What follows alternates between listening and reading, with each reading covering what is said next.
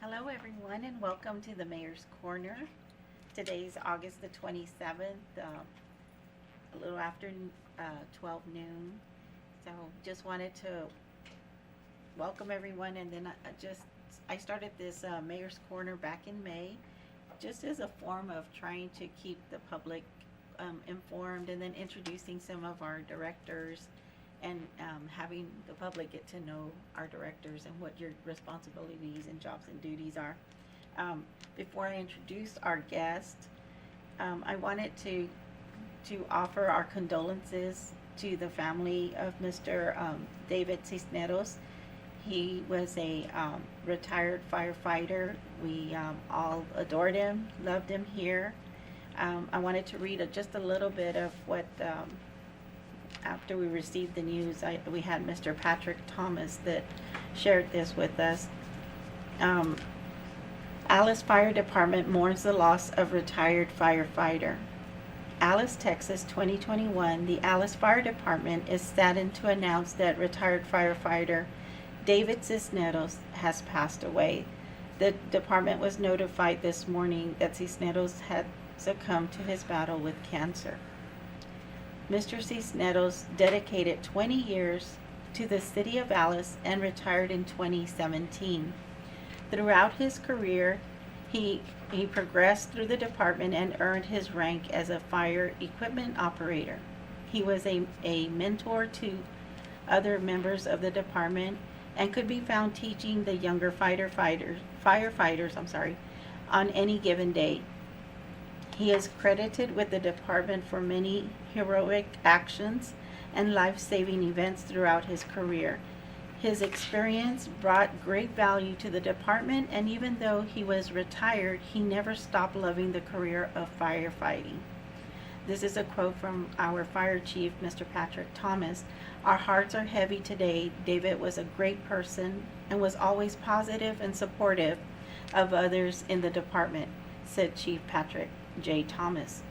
I ask that our community pray for his wife Cindy, his children, and his grandchildren, and the rest of our department. Our department is a close group, and his family is ours. We will be there to support them through this difficult time. Details on funeral arrangements have not been released, but I would like to ask at this moment that we just have a moment of silence in honor of Mr. David Cisneros.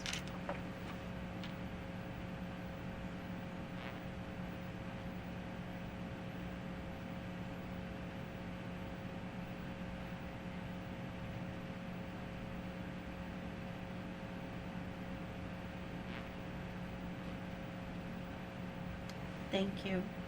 And again, we do, on behalf of the city of Alice, we give our condolences, extend our condolences to the family and friends, and he will be missed. So, moving on with, I wanted to introduce our guest today. Our guest today is Mr. Demetrio Duarte, and he wears many hats within our city. I'll let you introduce yourself and kind of give a little overview. Sure. So welcome. Mayor, thank you for having me again. The name is Demetrio Duarte. I am the City of Alice Public Works Director of Utilities. And yes, I do have several areas of responsibility with water production, wastewater treatment, maintenance and construction, special projects, streets department, the garage, the vehicle maintenance, also vehicle fleet, as well as Alice Water Authority, and any projects for water and wastewater that fall under the AWA. Well, that's a lot. And I'll tell you, I know that throughout my experience with you, and when I was on city council and after that, and now mayor for the city of Alice, you have always been readily available, willing to speak to our citizens. A citizen calls, you go out there and you go visit the home, or you go visit the restaurant or whatever business. So I want to thank you for that. And Thank you. and just if you want to elaborate on a little more about maybe the water plant or whatever. Right. It's very rewarding working for the city and also to service the citizens of Alice. We're available 24/7. Contact information is calling the water plant at 361-664-9082. I'm also available by email and by cell. Again, we have a lot of projects going on currently. We're growing with staff, not just myself, but citywide from one end to the other at all levels. All of us are wearing multiple hats, and we're taking on that responsibility. It's extremely challenging, but at the same time, like I mentioned, it's extremely rewarding. Well, I know you have a lot of responsibilities. I know that there's a lot of new projects coming on and taking those on. I know that I visited a while back one of the waste plants, but that's separate, right? That's not what you're. Well, I got overviewing. water and So wastewater you do- treatment. Okay. And there's a lot going on there. I learned a lot touring that facility. Right. And I still want to tour the water plant. I find it very interesting. It's an important role that Mr. Duarte plays along with his staff and employees there, because they process our water and make sure that it is safe drinking water. And he has steps in how Right. you. We ensure that all AWWA standards are met. We do analysis throughout the process, and that also includes from our water source, which is Lake Corpus Christi, all the way to Lake Finley, and also at the water treatment plant. A tremendous amount of process control on the water side, and we're incorporating that on the wastewater side as well. We're seeing the benefits already, as we saw during budget. I believe one of the questions you had asked was about chemicals, and there's where Right. the process control plays a big factor, and it's saving us a tremendous amount of money there. And with that, it's also saving in other budget lines. So we're looking forward on continuing to improve on that in order to, save money, as much money as we can for the department and for the city. Oh, good. I did see that. I know that chemicals are very expensive, and Right. every year they go up. Right. So finding a new process that will help us to save on those chemicals is awesome for Right. our citizens. The cost just continues to climb because the core product, it's just getting that much more expensive to process. Of course, the COVID doesn't help. The increase in transportation, sometimes they can't find drivers. So there's a lot of factors that, at the end of the day, that's how they determine the cost per gallon or per pound for the chemicals that we use. And yes, that number continues to go up every year. And I know COVID plays a big role in the supplies, the staffing. So I know that we have tried to mitigate that, and you are always on top of that, making sure that we are finding different resources or have always a backup plan. So, Right, with the help of our grants department, Barbara Reeves, our administration, our city manager, Michael Esparza, and the folks over in finance, we're always trying to find, Yes. getting a little creative in ways to find ways to improve budget lines, to save money, and also to deliver a top-notch product. Sure. We can save a lot of money, and if that product's not there, that's not what we're after. We're after the entire pie. Yeah, and I know that sometimes we've had citizens call and they do ask, I have a chlorine smell, or can you Right. explain that, what's going on during that time when you do turn on your water or? Right. Once a year, we do what we call a free chlorine disinfection process, and we do that for preventive maintenance. The last time we did it was right after the freeze, and of course that was a special occurrence or occasion why we did the free chlorine disinfection, is because we lost pressure in the system and we lost water to certain areas of town. So when I called TCEQ, I asked for that, I requested that, and they were okay with it. That's why we did it at that time, the last time we've done it. Other than that, we do it annually, like I said, for preventive maintenance of our water system, our distribution lines. Since we are a chloramine system, which means we don't only feed chlorine or introduce chlorine to the water for disinfection, we also introduce ammonia. And with that, we make chloramines, or total chlorine. With the introduction of ammonia, we sometimes, if you're not careful or the process control's not there, you start getting nitrification in your water lines. That biofilm, if it's not taken care of within time, you start getting those musty odors and taste. And when we do the free chlorine disinfection, that's when the water smells like free chlorine, like a swimming pool. And we do go by, we have to follow certain steps. Sure. We have to notify the state at least 30 days prior to doing this. We got to get their okay. We have to make the public aware of what's going on. And there's several folks in the city, our customers, the hospitals, the dialysis centers, some of the oil field companies. We also provide water to Ben Bolt. We notify them of that. That way they can prepare their folks, their labs, their patients of that process occurring. Yes, and I know, and there's times too when I've seen where you've gone out to flush our certain areas, sometimes when we do Right. have Right. One of the things is by rule. It's not by our doing or our choosing. TCQ rules and regs state that every dead end main that we have in the city has to be flushed at least once a month. There are also some troubled area spots here in the Atlas that we're aware of. So we also categorize those under other, but we still flush them on a scheduled basis to get rid of certain low water use, aged water. A lot of areas in town are not high water users or low water users. So those are the areas that we tend to flush because those are the folks that will experience some of the taste and odor issues that we were just talking about.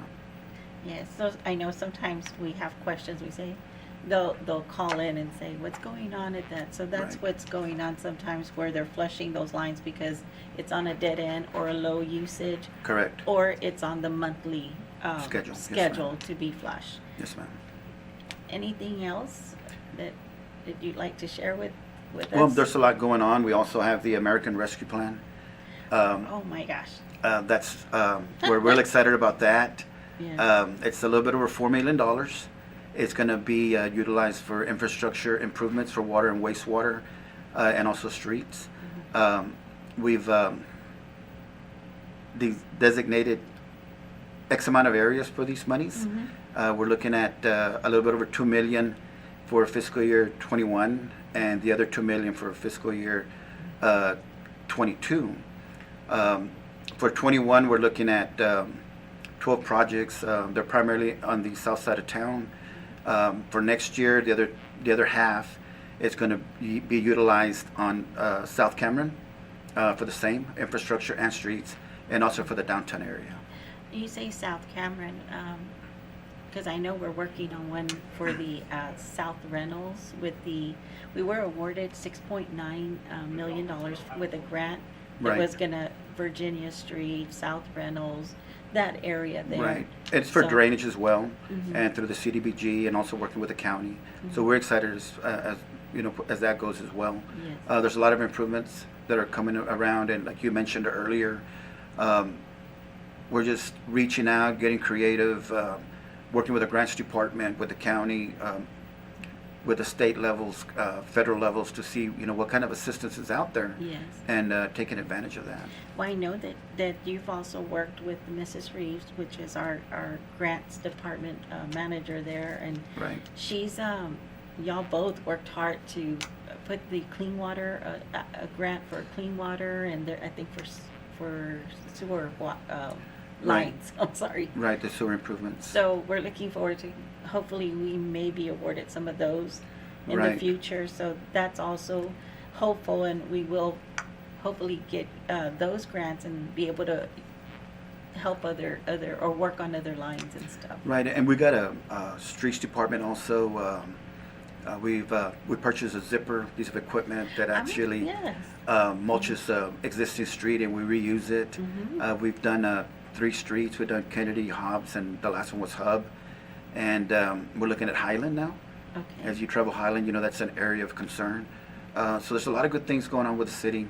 The guys, it's new to them in the streets department with the leadership of Mr. Joe Sines and his yes. crews. He's They're very doing an active. awesome job for us. He's got one of those also that wears multiple hats. Yes. So he's got him out there working, and we budgeted some equipment for that as well, in order to get some more projects complete.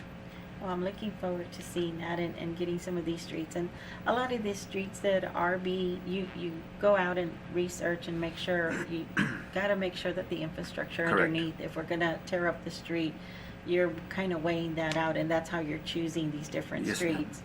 So, and you kind of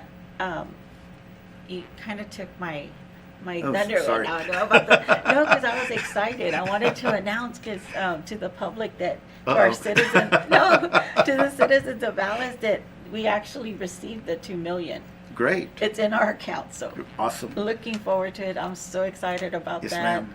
To help our citizens out and improve some of our infrastructure It's, out it's there. been I a was long like, time coming. Oh, he mentioned it. No, but thank you.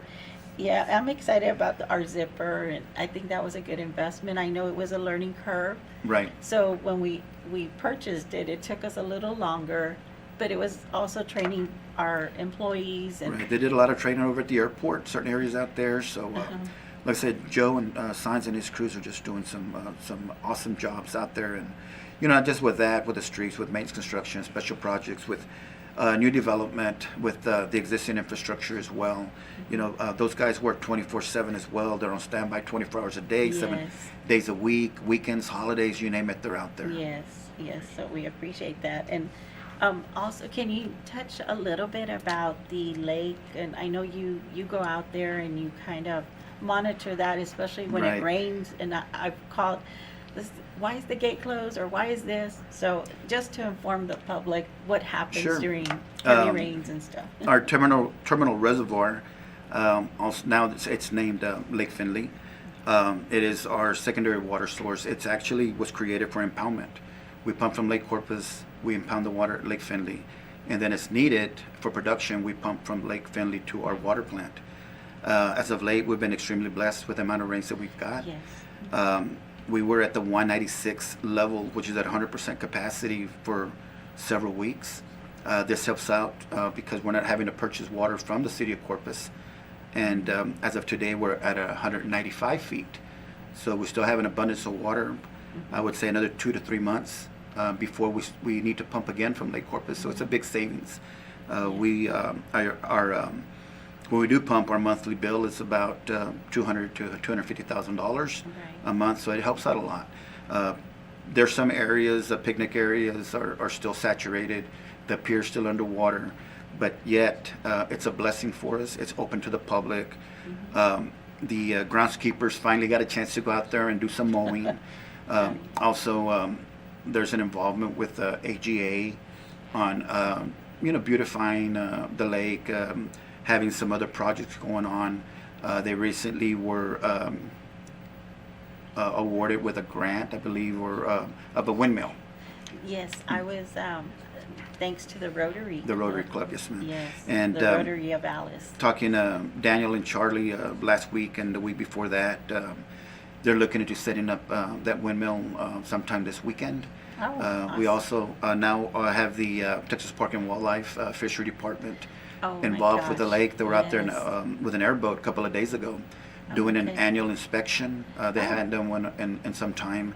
As you well know also, because you were out there with us, it was stocked with catfish. It was stocked with the Yeah. tripoid carp. Yes. I just ask anybody that does grab a carp, please put it back. Yes. That was a big expensive expense for us. It was an investment. So if y'all please catch it, release it.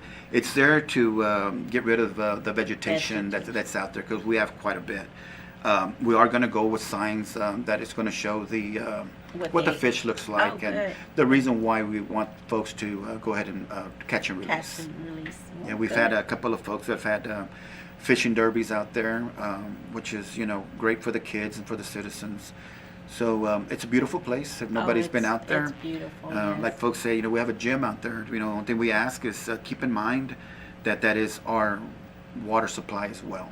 Yes. Without it, we cannot get water from point A, which is Lake Corpus Christi, to point C, which is our water treatment plant. The other thing I know that we don't want any motorized boats. Correct. Anything above 15 horsepower is a city ordinance. There's no hunting allowed, no overnight camping, and it's just for the protection of that source. Okay, well, good. Exciting things happening over there, and Oh yeah. and I appreciate that.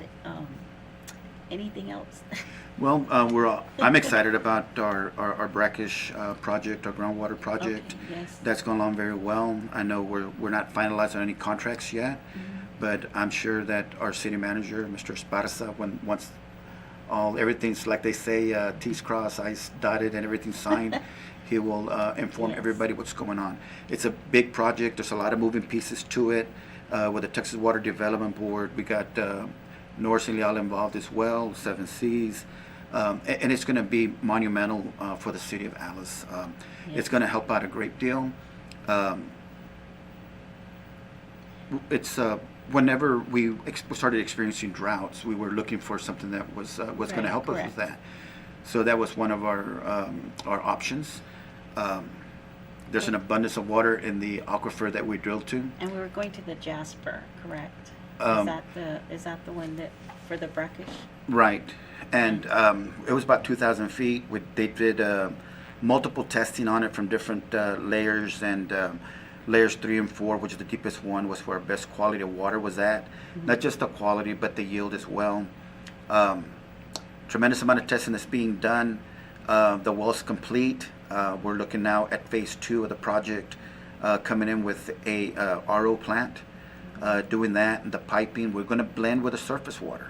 It's not going to be just ground or just surface. The scope is to blend and go from there. And eventually we're going to try to get 3 million gallons of groundwater to blend with our surface water. So we'll have more details on that Right. as this progresses. Right. Is there a second water well that's gonna be? Right, it's gonna be drilled on city property. It's there where we call it the burn site, down on Oh. Commerce Street. They're gonna drill 4 test wells and 1 production well. Oh, okay. Okay. And we'll see more. I know that Mr. Esparza was also looking into a rate study and making sure we have all the financial impact and all. Exactly. And then, of course, y'all been working really hard with is it not the sediment, like boron and those Well, type of yes, things? boron was I'm something sorry, I that was that came trying- to light. Uh-huh. The MCL was a little bit on the high side, but with our folks that we have on our engineering side, they're looking in ways of filtering that out. Right. And there are ways to filter it out to bring that Right. number to a lower parts per million, and that's what we're looking at. And they also had mentioned having it run or having the water pumped and stuff. They were hoping that would come down a little bit. Right, and that's So- going to help out even more with that second well. So that's why we're going to be looking at 4 test wells, Mhm. see where the best one's at, and then do our production well, and it'll drive that boron level down even more. Well, good. A lot of exciting things happening for the city of Alice. So Yes, ma'am. thank you for everything you do for us, and thank you for informing our public. So Thank you. again, Mr. Duarte, and he's always available Right. anytime y'all have questions or. Yeah, in closing, if I may, again, the number to call is 664-9082. I know sometimes folks might not want to give their physical address out, but if they can give us an area, a street, a block, all that helps. If somebody calls in anonymous or does not want to leave an area, we can help you.